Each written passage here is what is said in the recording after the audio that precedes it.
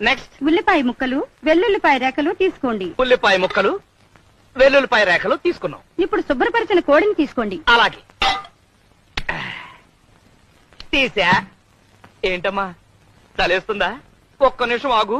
ఒంటి నిండా మసాలా పూసుకుని వేడి వేడి నూనెలో స్నానం చేద్దు గాని.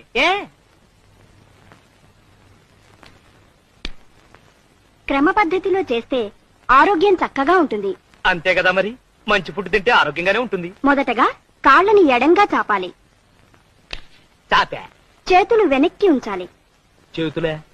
కోడికి చేతులు ఎక్కడుంటాయి? భాషా దోషం. రెక్కలై ఉంటాయి. వెనక్కి పంచ.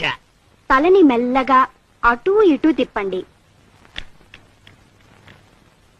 తిప్పే. ఇప్పుడు కాస్త స్పీడ్ గా తిప్పండి. ఇప్పుడు కాళ్ళు దగ్గరగా పెట్టి ఊపిరి గట్టిగా పీల్చండి.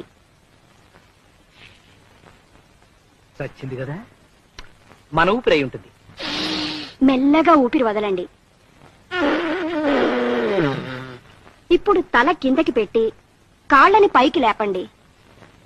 తల కిందకి, కాళ్ళు పైకి లేపిన కాళ్ళని మెల్లగా అటూ ఇటూ ఊపండి. ముందుకి వెనక్కి, ముందుకి వెనక్కి. ఇప్పుడు మీ ముందు గుమగుమలాడే చికెన్ చిక్ముక్ రెడీగా ఉంది. Download ShareChat.